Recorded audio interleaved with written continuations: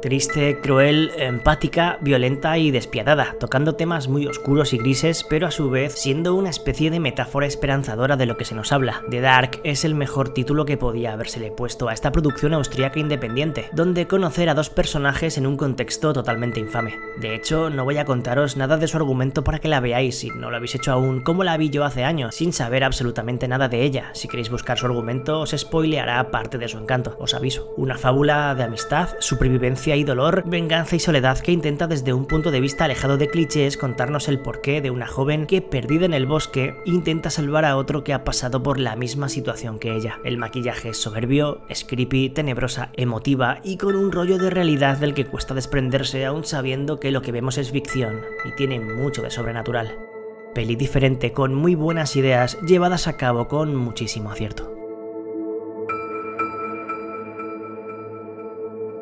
Monstruos demoníacos, batallas de magia, momentos espectaculares que parecen sacados de un anime. Island es una de las rarezas más importantes y diferentes de todo el catálogo de Prime Video y diría que de cualquier catálogo. Basada en una webtoon, una especie de cuento digital surcoreano, se nos cuenta la historia de una joven que es desterrada y enviada a un lugar donde habita un mal ancestral y poderoso dormido intentando despertar. Una isla maldita en la que unos incubos planean acabar con la humanidad. La aparición de un cazador de demonios y de espíritus malignos junto a esta intentarán evitarlo y a la vez sobrevivir mientras sienten que algo todavía más fuerte va a ser liberado. Efectos especiales brutales, una elegancia que a pesar de su fantasía extrema no cae en lo absurdo y mantiene ese tono tétrico y lúgubre totalmente serio, escenas que son puro disfrute, seres de todo tipo, personajes interesantes, una trama llena de giros, pues eso, qué pedazo de serie muy a tener en cuenta. 12 capítulos que os animo a probar encarecidamente, donde varios géneros fluyen de forma natural sin eclipsarse entre ellos, entregados al puro entretenimiento.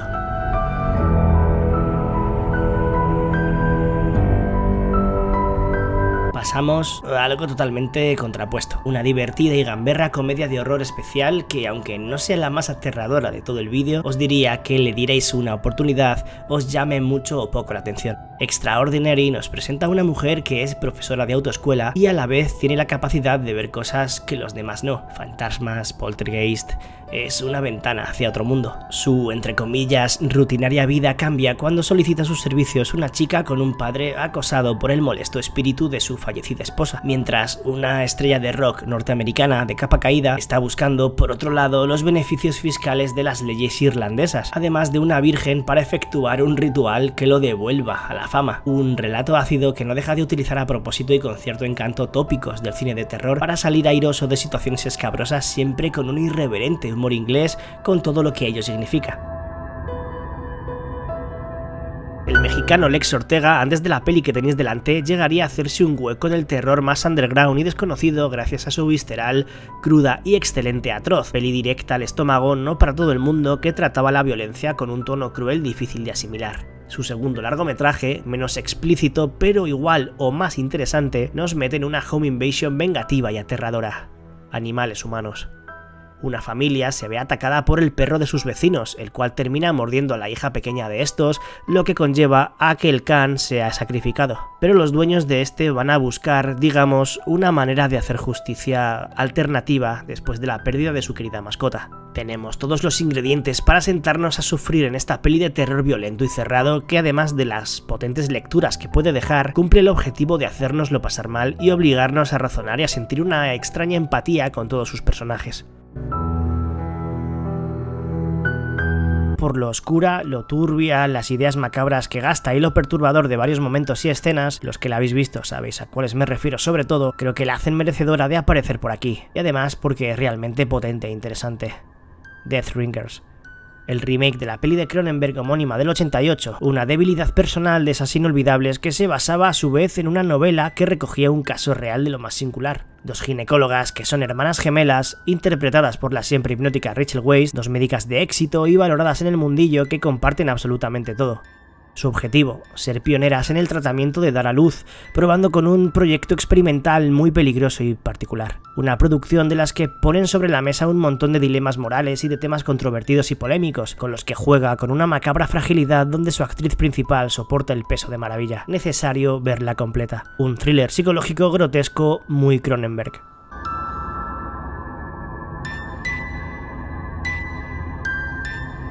Una espiral desbocada de agresividad, violencia y oscuridad, una locura densa y sin control con un protagonista que solo quiere venganza y una compañera intentando encontrar su lugar en también una vorágine personal extrema. God is a Ballet. Nick Cassavetes, director de John Q y del Diario de Noah, también hijo del actor John Cassavetes, prota de, por ejemplo, Rosemary's Baby, nos mete en una historia injustamente infravalorada y no sé muy bien por qué, relegada al olvido, que cuenta con Nicholas Coster-Waldau, Maika Monroe o Jamie Foxx, un hombre que solo quiere encontrar a su hija secuestrada después de que una secta satánica se la haya llevado a saber dónde y tras acabar con la vida de su esposa. Pero para dar con ellos le va a pasar absolutamente de todo. Pura intensidad, muy truculenta, visceral, emocionante. Una película imprescindible para todo aquel que busque sensaciones fuertes con ese punto triste y cruel que no llega a ser terror, pero que te lleva hasta él en muchas ocasiones.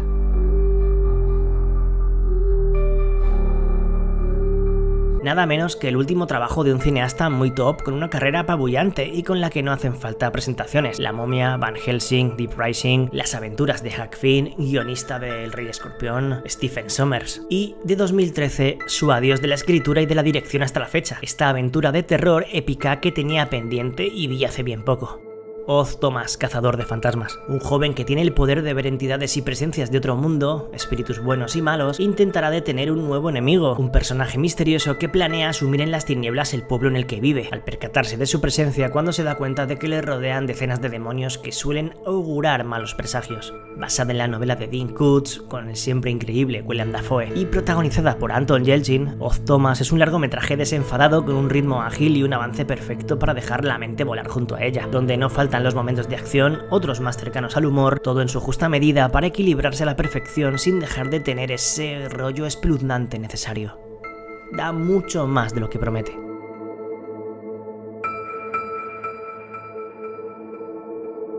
Había muchas ganas de ver el regreso de la serie antológica mítica creada por Narciso Ibáñez Serrador, que fue clave en su momento para el fantástico no solo de España. Esas historias para no dormir que realmente quitaban el sueño a muchos espectadores entre finales de los 60 y comienzos de los 70. A modo de remake, en 2021 regresó contando con directores del nivel de Paco Plaza, Vigalondo, Sorogoyen, Paula Ortiz, Jaume Balagueró o Rodrigo Cortés, que además de homenajearla de forma brillante, actualiza esos relatos con bastante acierto. De momento, 2 temporadas con 9 episodios entre ambas, llenas de cuentos muy potentes que además de contar con un reparto muy top, están llevadas a cabo con bastante atrevimiento y fuerza sin dejar de lado el humor negro con el tono violento y macabro que necesitan. El muñeco Freddy, el televisor, el asfalto, la pesadilla, desde viajes al pasado de estilo gótico hasta el futuro más distópico y terrible, todas además con un nivel bastante alto, manteniendo una media muy sólida, vistas en el global de la serie. Muy recomendable, ya no solo si os gusta el terror, sino para todo tipo de espectador. Es una peli de monstruos que recomendé en un top hace muchos años, pero me he dado cuenta de que anda por Prime Video, así que qué mejor que rescatarla. Dark Was the Night. En la remota localidad de Maiden Woods comienzan a sucederse una serie de sanguinarios crímenes. Unas huellas parecen señalar a algún tipo de animal como principal sospechoso.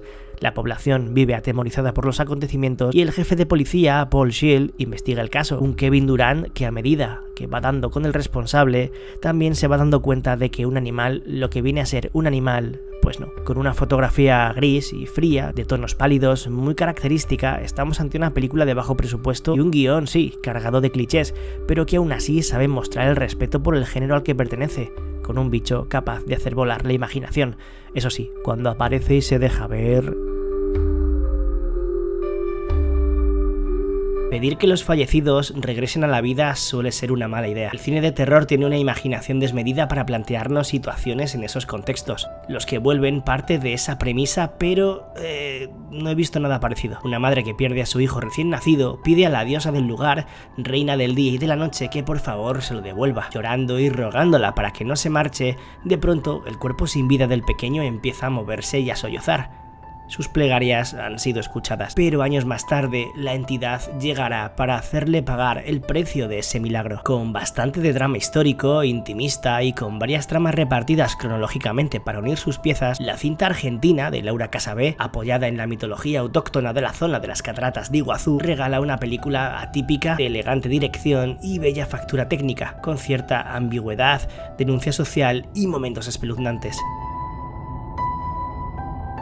No hay demasiadas series o películas que adapten un tipo de formato tan concreto como es el podcast. Una de las más interesantes que hace esto, con sus 2 temporadas, explora con gran acierto leyendas clásicas de diferentes lugares que ya forman parte de la cultura popular de ellos, siendo una colección de relatos que además de entretener, funciona como ventana a diferentes épocas, aprendiendo y conociendo cosas de las que no teníamos ni idea. Lore mezcla un montón de técnicas, desde recreaciones animadas hasta reales, imágenes de archivo y voces en off que nos narran lo que va ocurriendo para dar forma a una de las antologías de terror más diferentes de todos los tiempos. Luego ya cada historia o su forma de enseñarse gustará más o menos dependiendo del espectador y los temas que más le interesen, pero la verdad es que merece la pena adentrarse en ella. Episodios cortos muy distintos entre sí, donde una gran variedad de demonios, monstruos y demás seres se nos presentan de una forma más humana y cercana, encontrando el origen de todos ellos y en qué momento o por qué circunstancia nacieron, existiendo hasta nuestros días. Ojalá Prime Video decida retomarla algún día.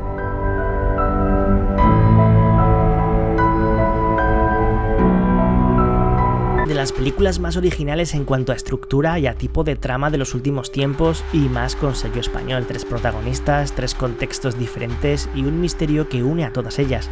El llanto podría entrar en la categoría de casas o edificios malditos sin terminar de ser una como tal, y es que seguimos a Andrea, una joven que tras la muerte de su madre en Argentina se enfrenta a una amenaza sobrenatural después de escuchar un escalofriante lamento que se reproduce en videollamadas o en grabaciones, una presencia que se aparece a varias mujeres conectadas en distintas partes del mundo como si una maldición fuera apoderándose y propagándose a partir de oír ese sonido.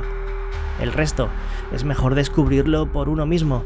Con bastante componente dramático, El llanto es una película diferente, absorbente, cocinada a fuego lento, ambigua en ocasiones y capaz de girar la temática a la que pertenece, consiguiendo ser una rareza en sí misma, pero tremenda en muchos sentidos.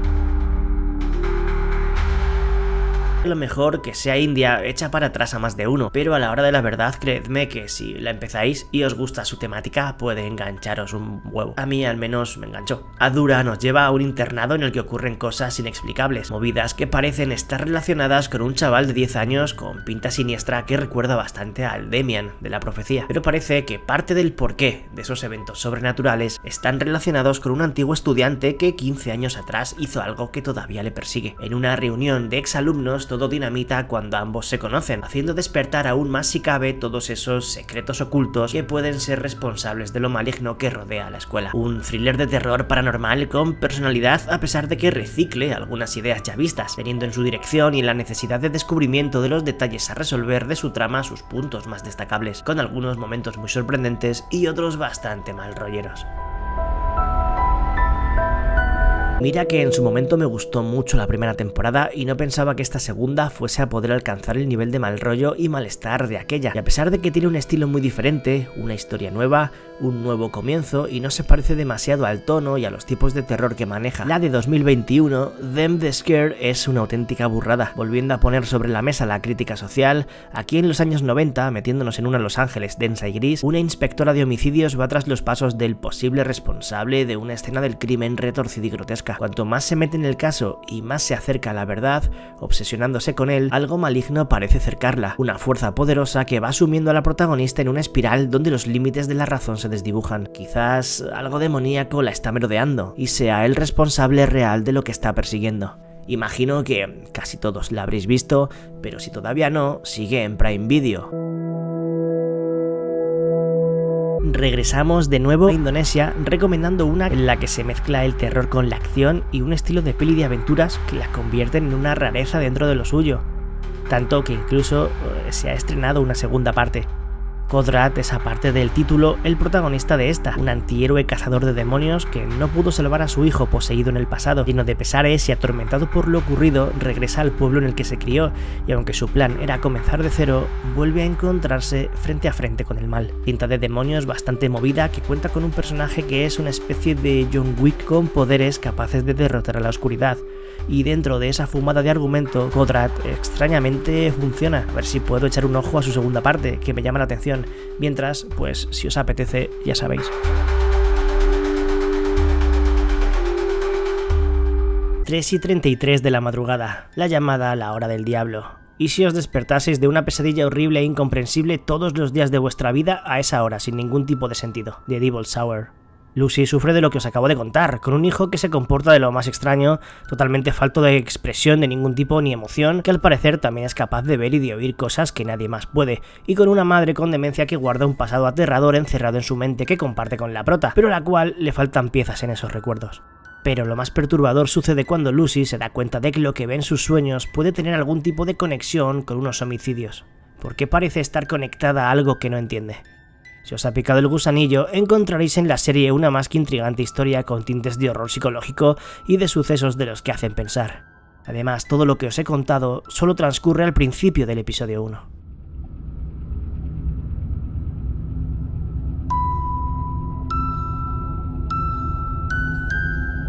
Incómoda, sucia, gris, deprimente, extraña, dos personajes y una relación que no va bien. No sabemos qué pasa, pero algo malo pasa. Amigo, de Óscar Martín, nos mete entre medias de David Pareja y Javier Botet para ser testigos de este turbio e inquietante ejercicio de mal rollo en el que después de un grave accidente, el primero decide llevarse al segundo a una casa en el campo para cuidar de él, pero enseguida nos damos cuenta de que su relación no es para nada normal. Una espiral de violencia empieza a despertar, gracias a las hipnóticas interpretaciones, a los secretos que esconde, al uso de la cámara, su ambientación, sus referencias y a cómo se va transformando entre silencios y momentos incómodos en otro tipo de peli.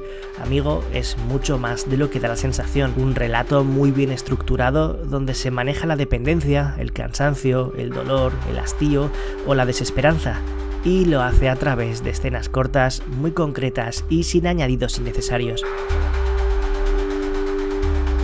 A pesar de que la película que estáis viendo en pantalla propone un mensaje importante y necesario, puede intentar que prevalezca sobre los propios intereses argumentales y narrativos del film, lo que molestará más o menos al espectador dependiendo de en lo que prefiera fijarse. Master nos pone en pantalla a dos mujeres afroamericanas que intentan hacerse un hueco en una universidad de élite al norte de Estados Unidos, algo que no les resulta fácil por los continuos ataques racistas que reciben, consiguiendo que su día a día sea un verdadero infierno.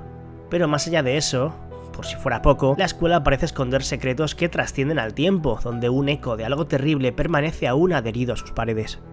Thriller de terror con elementos dramáticos con un fuerte componente antirracista que mezcla ese miedo físico al que se tienen que enfrentar las protagonistas con el sobrenatural y esa amenaza para nada previsible y tangible.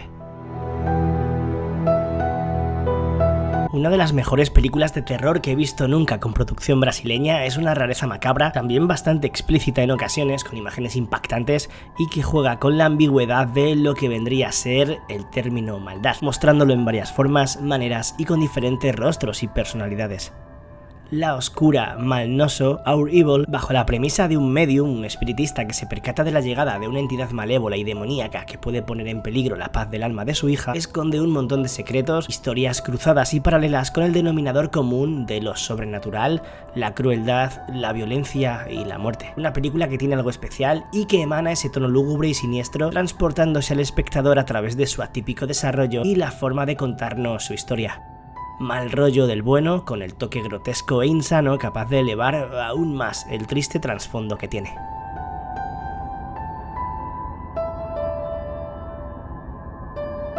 Una de esas películas de posesiones que tienen algo especial y que las recuerdo con cariño, también anda por Prime Video, esperando para ser descubierta si aún no la habéis visto y que os puede sorprender a pesar de su premisa.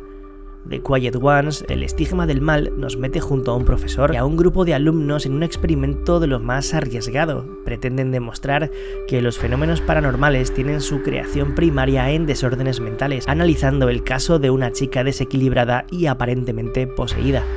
La cosa sale bastante mal, claro.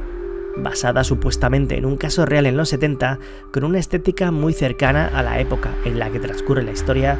La película remite a muchas otras de terror, pero aún así es bastante mejor que las que nos han llegado últimamente con este tema, con además Jared Harris, Olivia Cook o Sam Claflin como protagonistas. Merece la pena.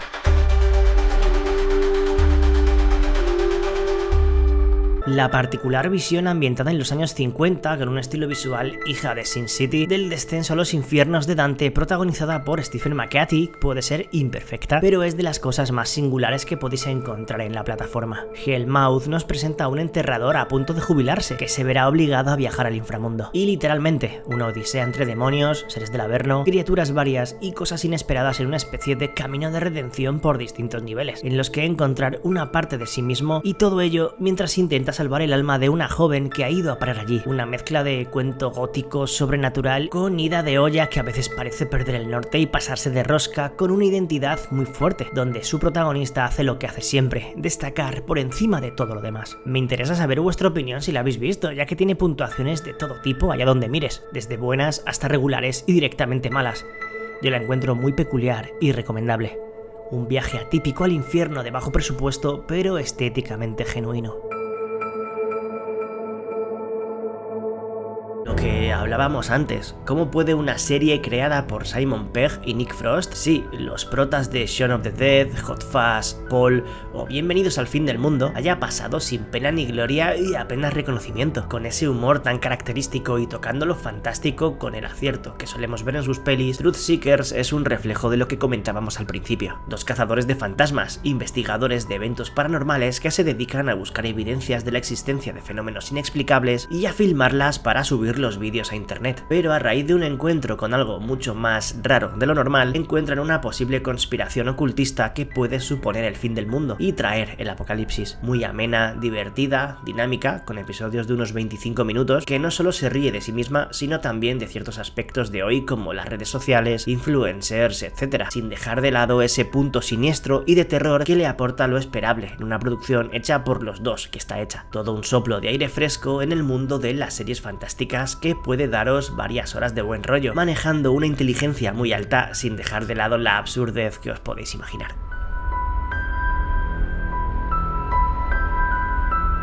Para mí, una de las películas más injustamente desconocidas de los últimos años y que anda por Prime Video también bastante oculta, porque más allá de contar con Dustin Hoffman como uno de los personajes principales, estamos ante un thriller turbio, realmente muy turbio, que trata temas muy delicados y nos deja en mitad de un rompecabezas que parece imposible de resolver. El hombre del laberinto. Una joven es secuestrada por una especie de conejo gigante y aparece 15 años después en la cama de un hospital. Aunque todavía está en shock, con ayuda de su médico intentará recobrar algunos recuerdos y dibujar mentalmente el lugar en el que ha estado cautiva, un refugio subterráneo en el que su captor la obligaba a resolver acertijos y enigmas. 2 horas de pura tensión.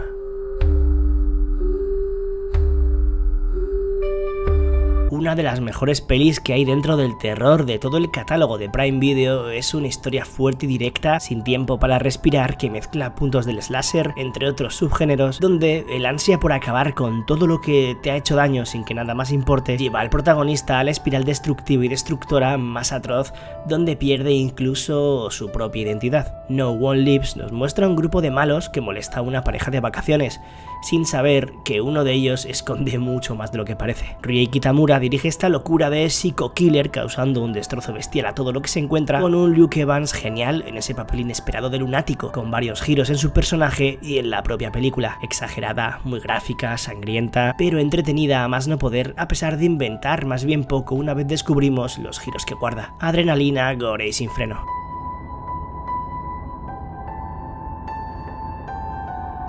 Que regrese a la gran pantalla Jaume Balagueró siempre crea expectativa, al menos para mí, ya que el creador de Rec, Darkness, Los sin nombre, Musa o Mientras duermes es uno de los directores más especiales y con mejor recorrido de por aquí. Con Esther Expósito en un registro totalmente diferente, Venus nos propone una loca historia en la que el suspense criminal va dando paso a un horror sobrenatural en una espiral ascendente que cada vez se va volviendo más y más delirante. Una bailarina, después de robar una bolsa con kilos de pastillas en su interior del club de donde trabaja, se refugia herida en un edificio, donde vive su hermana para intentar esconderse. pero resulta que el bloque tiene planes por sí mismo, en los que la protagonista sin querer se va a ver inmersa.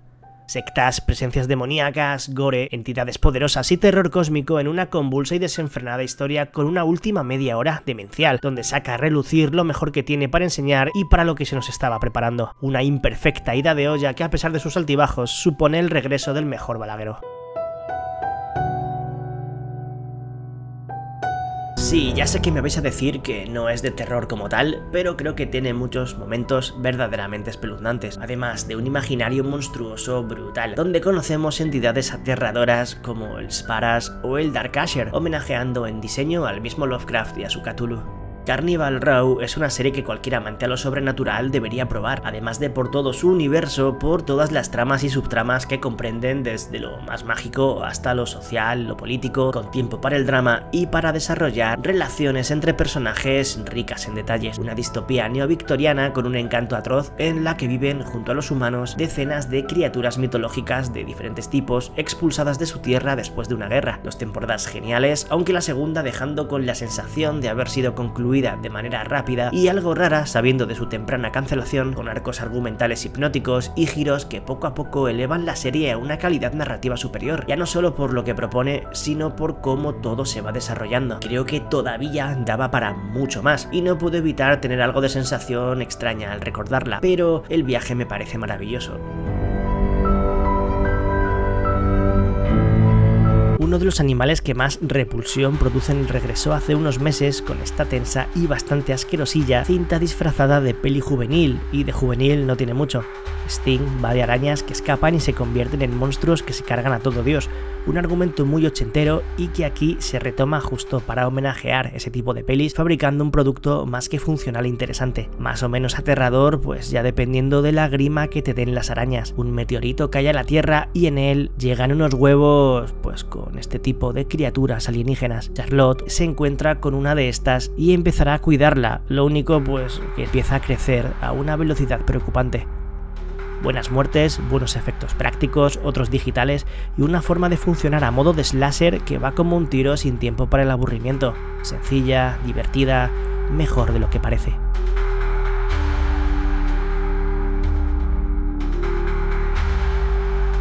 Cuando una temática tan explotada como la de las posesiones y exorcismos sabe revolverse en su propio encuadre y salirse de lo establecido para proporcionar algo alternativo a lo que creemos que vamos a ver, es de aplaudir. Como hace Belzebub, una historia de demonios y seres oscuros que ya solo con su escena inicial te hace entrar a todo lo que tenga para contar por su fuerza y visceralidad. Un detective que, investigando una serie de homicidios en la frontera entre México y Estados Unidos, se da cuenta de que todo puede estar relacionado con la presencia o la llegada de un poderoso demonio. Sabe crear las atmósferas precisas en los momentos clave y de diferentes formas, tiene una trama y un desarrollo capaz de mezclar el fin de los días con Seven, salvando las distancias, claro, secuencias arriesgadas donde se desata en imaginación y en efectos, y un reparto interesante con caras conocidas como Tobin Bell, Giovanna Zacarías o Joaquín Cosío. Una de las mejores pelis de terror mexicanas de los últimos años, sin lugar a dudas. Londres, siglo XIX, ya suena apetecible. Y sí, aunque recuerda inevitablemente, incluso por el argumento, a la genial Desde el Infierno, aquí se nos sitúa incluso antes de la aparición de Jack el Destripador. Vamos a conocer, o más bien a intentar encontrar al criminal capaz de aterrorizar a toda la ciudad británica, el Golem. Si no la habéis visto, ya imagináis el tipo de peli que podemos encontrar. Una serie de víctimas, de pistas, de personajes misteriosos, de varios giros en su guión, una ambientación soberbia, sin duda lo mejor del film, y un cast muy potente lleno de caras conocidas. Algo tramposa, quizá previsible, puede ser, aunque eso depende del espectador, pero con un argumento absorbente que te invita también a adivinar quién se esconde detrás de los enigmas que propone. Obviamente, lejos del nivel de la protagonizada por Johnny Depp, pero disfrutable por hacer muchas cosas muy bien. Limehouse Golem.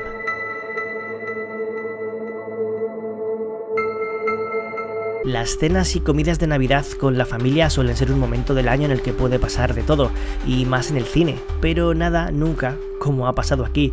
A White Further Instruction nos cuenta cómo un 25 de diciembre una familia se despierta y se da cuenta de que todas las ventanas y las puertas están cubiertas de una extraña sustancia negra que les impide salir o ver absolutamente nada a través de ellas. Enseguida empiezan sus teorías, sus posibilidades, lo que creen estar viendo, si se trata de un ataque, pero mientras teorizan empiezan a mostrarse en televisión una serie de mensajes a cada cual más perturbador. Lo primero, no abandonar la casa bajo ningún concepto. A partir de ahí, la paranoia y las consecuencias de actuar según van acatando las órdenes de lo que dice la tele lleva a todos a un límite extremo en el que la violencia y la locura se desatan. Otra peli para mí bastante infravalorada.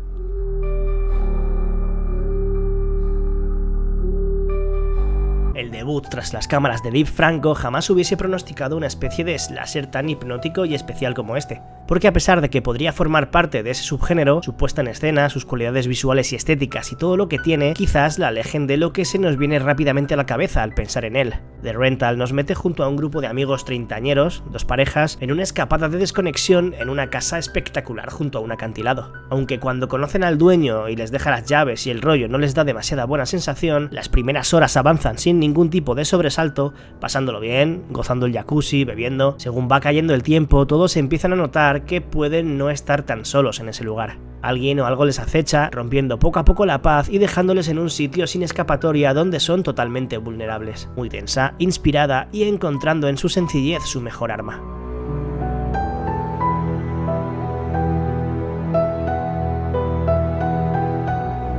El director del Vagón de la Carne, Dan Rage, de Nadie Vive o de Versus, Ryuhei Kitamura, en 2023 estrenaría uno de sus últimos trabajos, una home invasion que no es una home invasion al uso. The Price We Pay, que cuenta con Stephen Dorff como rostro más conocido, nos lleva a una huida de unos ladrones después de dar un golpe e intentar escapar de la ley. La mala suerte hace que su coche se averíe y no les queda más opción que intentar refugiarse en una granja en mitad de la nada. Allí, pues, sus dueños no son lo que esperaban.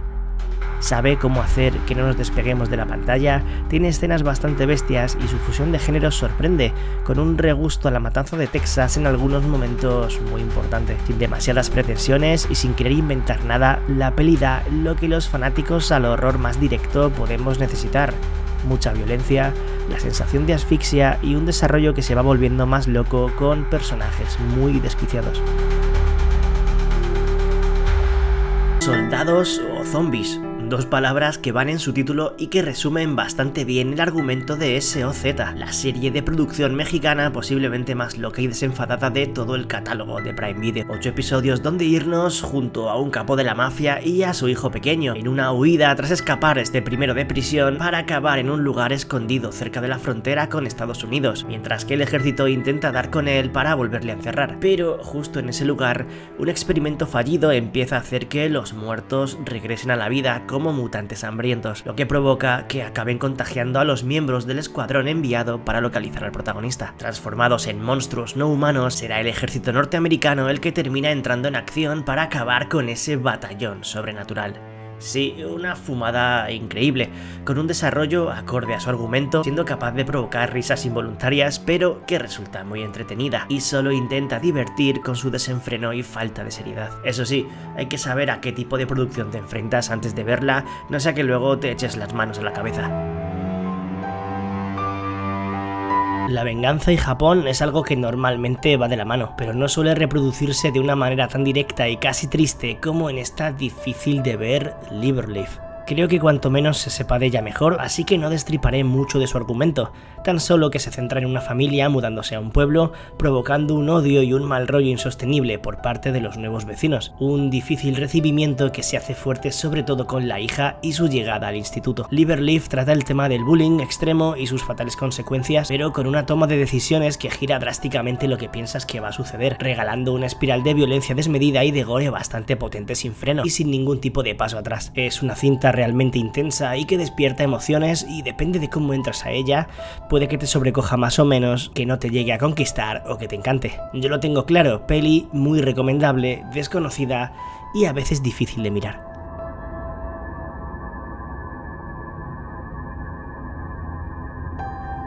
A A pesar de que al menos aquí en España su versión original, la austríaca, también se encuentra disponible en el catálogo de Prime Video, en 2022 Naomi Watts protagonizó un remake de producción original de Amazon bastante bueno, a términos generales, y aunque personalmente me sigo quedando con la de Séverine Fiala y Verónica Franz, hay que reconocerle a esta revisión norteamericana de Goodnight Mommy sus cosas positivas. Guardando la esencia de la dirección, que era donde más poderosa se siente la de 2016, se nos cuenta cómo dos hermanos gemelos aguardan con entusiasmo el regreso de su madre después de una operación. Pero esta no parece la misma, se comporta de manera extraña, les trata de forma fría y poco afectiva. Con la cara vendada y un montón de dudas por aclarar, comienza un peculiar juego donde estos intentarán descubrir qué sucede.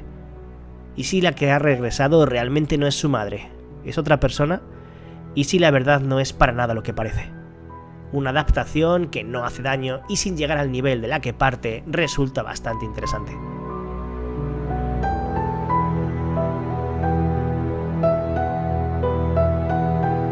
Tres visitantes de una casa en Nueva Inglaterra se adentran sin saberlo en el reino de pesadilla de Bissell, una bruja eterna que mora bajo ella y cuya existencia está intrínsecamente entrelazada con el lugar. Eso es solo la superficie, porque la peli es mucho más, con varias escenas a modo de metraje encontrado que dan bastante mal rollo. La peli se divide en 3 historias independientes que abarcan un periodo de 60 años, todas ellas sobre los habitantes de una casa embrujada por una presencia malvada. La total protagonista de la peli y que según va avanzando vamos sabiendo un poco más de su historia. Con muy poco hace bastante más de lo imaginable y regala algún giro interesante, también algún susto que otro y un ritmo ágil gracias a funcionar como si de una antología se tratase. Original dentro de su temática y con buenas ideas.